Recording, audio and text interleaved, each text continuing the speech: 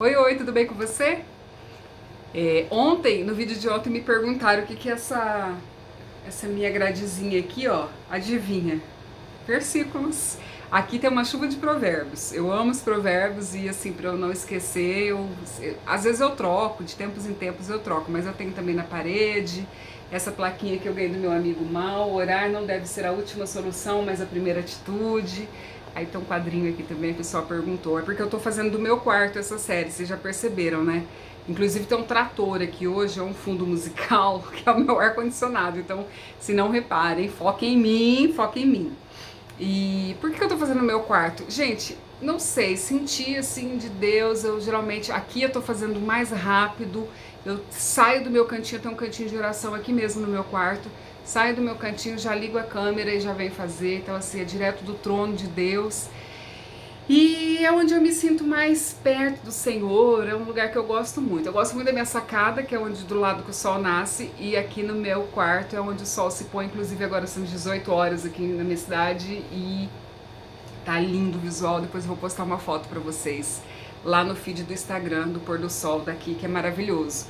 E é isso, então são formas que eu fui criando de me conectar com o Senhor. O Senhor vai nos dando essas estratégias, né? Os momentos que você fala: ai, que delícia, aquele cafezinho quentinho, não tem? O meu geralmente é às 4, 4 e meia da tarde, o último, porque senão depois eu não desligo, já sou pouco ligada, né?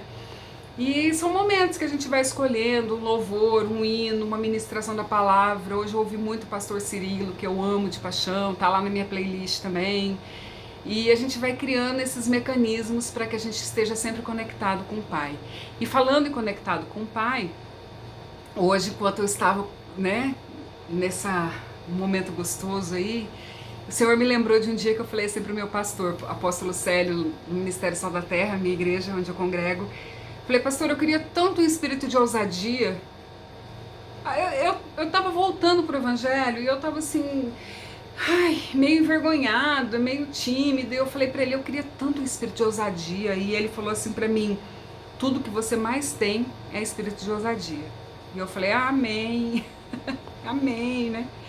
Mas aos poucos o Senhor foi me lembrando de coisas que eu já havia feito pela palavra, que eu já tinha feito por Jesus, com Jesus, para Jesus, ao longo de tantos anos, né? E assim, coisa, gente, inimaginável, assim, de ficar em semáforo fazendo pit stop, de promover audiências públicas para discutir questões relativas aos valores cristãos, aos valores da família, mobilizar prefeito, mobilizar governador, senador da república, vereador, fazer eventos cristãos, Marcha para Jesus, e cobrir Marcha para Jesus lá em São Paulo, a maior que existe aqui no nosso país, não uma das maiores do mundo, é uma das maiores do mundo.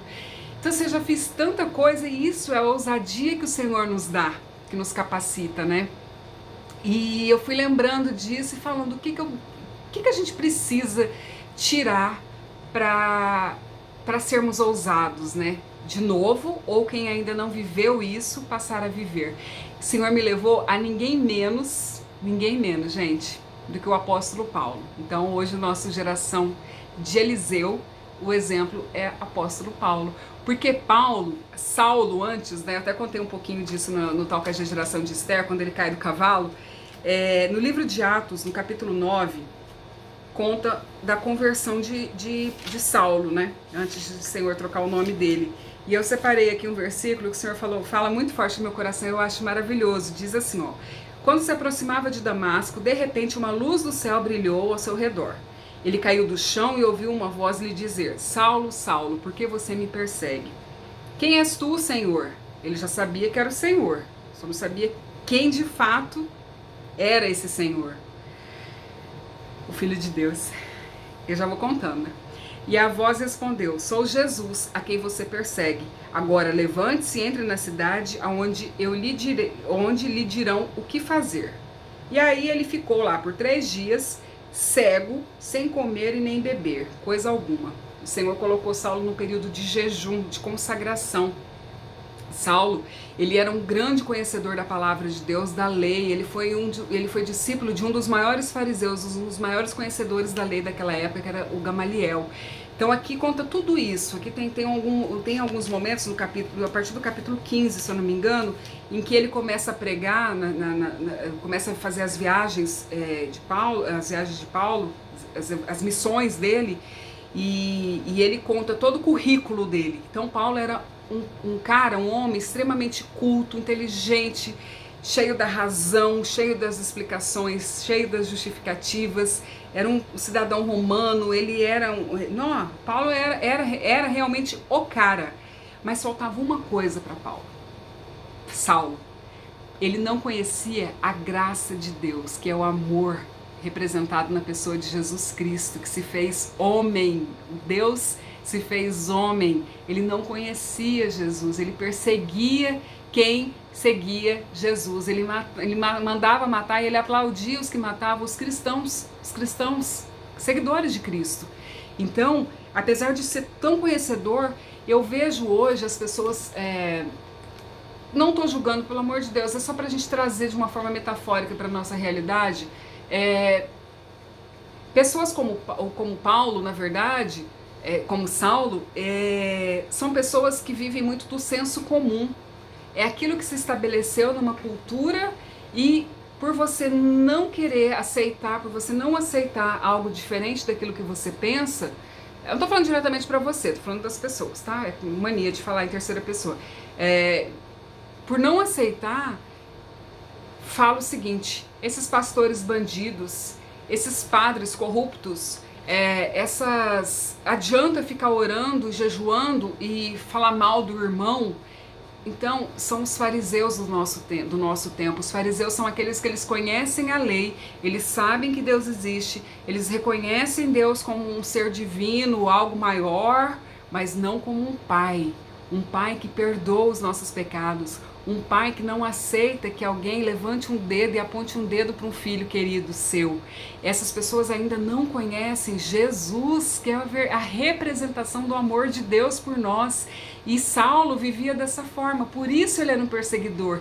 E por que eu estou dizendo isso? Porque eu tenho experiência nisso, gente. Por 26 anos da minha vida eu fui uma fariseu. Eu venho de uma família cristã, os meus avós, a minha mãe. Pequenininha eu ia na igreja, a igreja do véu, eu tinha meu véuzinho, meu inário. Só que chegou um determinado ponto na adolescência que eu, lógico, aí lá tinha toda uma preparação, era uma outra doutrina, essa igreja que os meus avós iam e minha mãe ia. A minha mãe se afastou, eu também acabei não seguindo durante a adolescência, e eu passei a detestar crentes. Eu era não vou falar que eu era uma perseguidora, mas falava em crente evangélico, igreja, cristão, padre, missa, nada disso. Eu não suportava nada disso, porque eu tinha escamas nos meus olhos. Apesar de um dia ter tido alguma memória, né? Eu tinha alguma memória, mas não eram boas memórias. Então eu vejo muito isso. Às vezes o mau exemplo que a pessoa tem, aquilo ali se torna a arma de guerra dela. Ela vai carregar aquilo para o resto da vida, se deixar, se ela não for tocada pelo amor de Deus. E com essas pessoas, como que a gente tem que lidar? O Senhor me falou diretamente que na sequência ele diz o seguinte: ele enviou Ananias, o discípulo Ananias, para ir lá e orar por Saulo. E Ananias disse: irmão Saulo, o Senhor Jesus, que lhe apareceu no caminho para cá, me enviou para que você volte a enxergar e fique cheio do Espírito Santo. No mesmo instante, algo semelhante a escamas caiu dos olhos de Saulo e a sua visão foi restaurada. Então ele se levantou, foi batizado e depois de comer recuperou as suas forças. Então Saulo entrou naquele período profundo de conhecimento de Cristo. Quando ele saiu dali, ele não pensou duas vezes, ele já foi batizado, ele se alimentou. O que se alimenta? Eu creio que é a palavra de Deus. Ele foi se encher, ele saiu dali tão sedento por mais, porque quando o Espírito Santo entra dentro da gente após o batismo nas águas e o batismo no Espírito, a gente não quer outra vida. E aí na sequência ainda diz assim, ó, aqui vem a chave de hoje. Saulo permaneceu alguns dias em Damasco com os discípulos. Logo começou a falar de Jesus nas sinagogas, dizendo: ele é o Filho de Deus. E aqui está o Paulo, né, totalmente transformado. Sabe por quê? Porque ele deixou as escamas caírem. Então, dentro do nosso contexto de geração de Eliseu hoje, o que eu quero dizer para você? Deixe as escamas caírem todos os dias, porque todos os dias vai aparecer algo que vai tentar nos afastar, vai tentar nos fazer ficar cegos, vai tentar fazer tampar os ouvidos. O Senhor está te mostrando, o Senhor está falando, mas você não está ouvindo, você não está vendo. Isso independe da sua conversão agora. Isso depende do seu relacionamento com Jesus. A conversão vai ser uma consequência disso. Então todos os dias peça para o Senhor, tira as escamas dos meus olhos, desentope os meus ouvidos, para que eu possa ter a ousadia, porque quando o Espírito Santo toma conta da gente, a palavra de Deus diz que o Senhor nos deu o espírito de ousadia, não de covardia, não de medo. Então o Senhor toma conta da nossa vida e a gente passa a guerrear as guerras espirituais junto com Ele, porque sabemos que Ele vence uma a uma, porque Ele foi levado para a cruz para que nós fôssemos salvos. Então, hoje nós somos parte desse exército, sim. Ele é o general, sim. E quem crê diz amém, sim, e faz o que está na Bíblia, o que está na palavra de Deus. Então, Paulo jejuou, Paulo orou, Paulo foi levado, ele soube ouvir Ananias, o discípulo, porque ele viu que aquele homem era um homem de Deus, e todo o engano da lei, não vou falar todo o engano, mas toda a dureza da lei, abriu espaço. Paulo abriu espaço para que a graça, que é Jesus Cristo, entrasse na vida dele. E você viu? A partir dali, então, o que ele fez? Ele saiu proclamando: Ele é o Filho de Deus. Então, que no nome do Senhor Jesus, assim como o Senhor faz comigo todos os dias, como Ele fez com Saulo e com milhões e milhões de pessoas, eu declaro na sua vida hoje, que esse espírito de ousadia recaia sobre a sua vida e que você tenha não só coragem, audácia, ousadia, mas que você tenha propriedade, conhecimento da palavra de Deus para você ir adiante, porque, amados, esse é um tempo em que nós, igreja, não podemos ficar calados. Vou dar um exemplo para fechar do que aconteceu. O Senhor me lembrou, nem queria falar disso, de verdade. Passa esse vídeo adiante, curte aqui, se inscreve no meu canal, assina aí para receber notificação, porque aí eu quero começar a fazer lives aqui também pra gente. Vamos me ajudar aí que vai ser bem legal. Eu tô com altas ideias, altos projetos. E para fechar meu exemplo, eu postei um vídeo do presidente Jair Bolsonaro no meu Facebook e no meu Instagram. O Instagram tá ok, mas o Facebook deu um rebuliço. Pessoas que eu nem sabia que existiam ali, naquele espaço mais, apareceram raivosas, indignadas, dizendo um monte de coisa que não tinha nada a ver, porque o presidente Jair Bolsonaro, ele fala para um grupo de pastores que estavam ali esperando por ele na frente do Palácio do Planalto. Isso foi gravado ontem, quinta-feira, virou notícia nacional, hoje até via CNN repercutindo, enfim. Ele fala o seguinte: quem crê, porque os pastores, até os padres, os católicos, várias religiões vinham pedindo, segundo até a ministra Damares deu uma entrevista falando disso, pedindo para que o presidente declarasse um dia nacional de oração ou de jejum. E naquele momento o presidente disse o seguinte: quem crê, então, domingo faz o jejum. E pronto. O que aconteceu? As comunidades cristãs realmente viram nele, e ele é a autoridade máxima do nosso país, então, dando essa declaração pública do jejum. O Estado é laico, o Estado é laico. O Estado, me questionaram isso lá, entre tantas coisas. E eu expliquei o seguinte: realmente o Estado é laico. O que é ser um Estado laico? Ele nem defende uma crença e nem desabona aquela crença. Ele é neutro. E quando ele disse quem crê, ou seja, quem crê, entendeu? Se você não crê, você não faz. Se você crê, você faz. Ou às vezes você crê, mas você não quer fazer o jejum, você acha que você não consegue fazer o jejum. Enfim, por que eu estou contando isso? Porque veio uma chuva de ataques e são pessoas queridas minhas, pessoas que a partir de hoje eu intensifiquei a oração por cada uma delas, porque são pessoas que estão com escamas nos olhos, com todo o meu respeito, com todo o meu amor, com todo o meu carinho, mas acima de tudo, com a minha compaixão, porque ali eu vi uma cegueira tão grande a ponto das pessoas escreverem coisas que eu sei que no normal delas, talvez elas não escreveriam. Então, quando eu olhei aquilo, eu falei: Senhor, me capacita. Como que eu vou responder isso? Porque se é a velha Carol, eu ia entrar no embate, gente, de verdade, mas não é isso que o Senhor quer pra mim. Ele não quer mais uma Saulo, né? Ele quer uma Paulo agora, ele quer uma Eliseu. E aí eu fui lá e comecei a responder algumas pessoas mais próximas, coloquei algum versículo, um capítulo e fiz o que o Senhor me disse. Sabe por quê? No final de tudo, olha a maior lição que Ele me deu, o meu nome está sendo propagado. Gente, foram centenas de visualizações, dezenas de compartilhamentos e tá rendendo ainda. Se você não tá lá no meu Facebook e quiser ver, vai lá ver que tá público. Então, o Senhor falou isso pra mim. Lembra que você vive pregando, Dona Carol, que é pra pegar as pedras que são lançadas? Porque acabou sendo meio que um ataque a mim. Nossa, mas você defendendo o presidente. Gente, eu não defendo nem Jesus, porque Jesus é indefensável.